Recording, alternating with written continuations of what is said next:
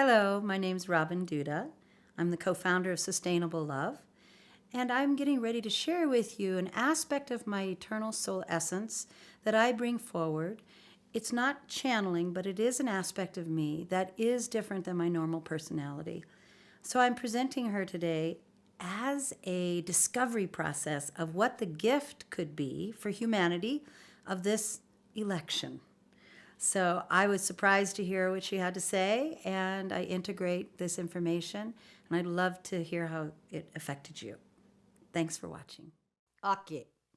So in this now moment, what is most relevant is this sense of mistrust of where our country is going, where you're going in your personal life.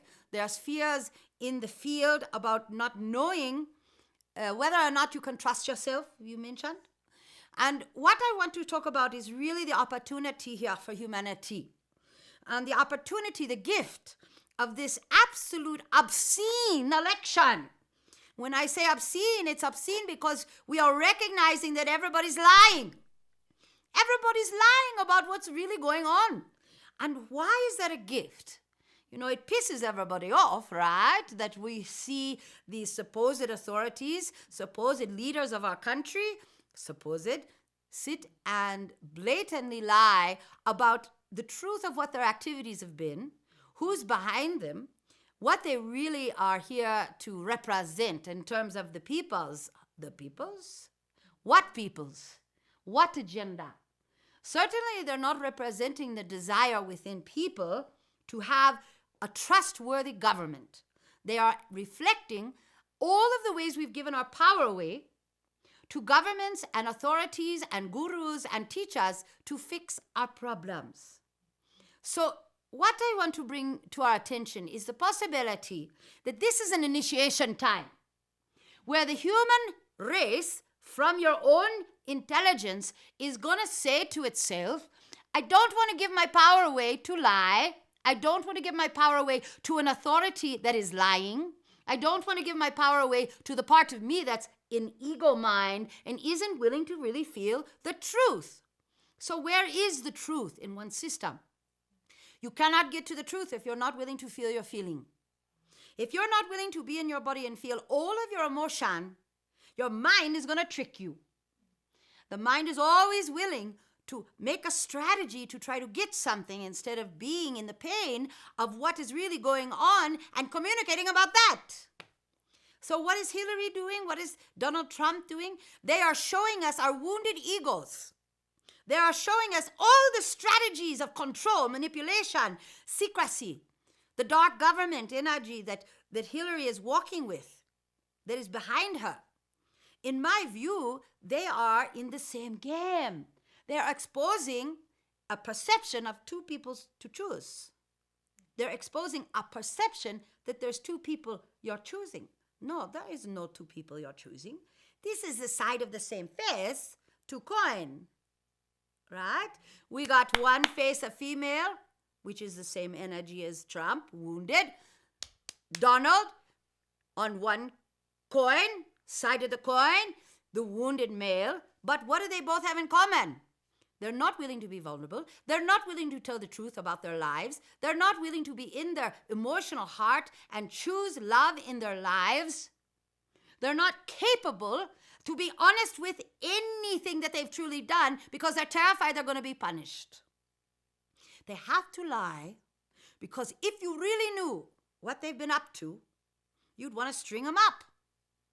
So how many of us are unwilling to confess to ourselves that which we cannot forgive? And perhaps this lifetime we've been a good person meaning we're doing our best to love another, doing our best to serve our children, doing our best to serve our society.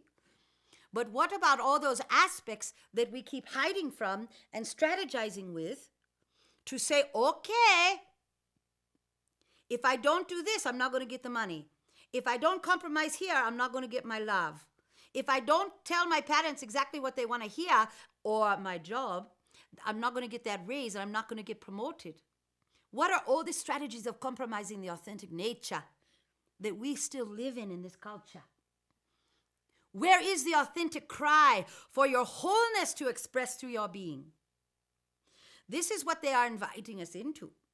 is wholeness, living an authentic life, not denying what the earth is telling us through her body and her toxins, not denying what our body is telling us. It's crying for love. It's crying for resolution of trauma.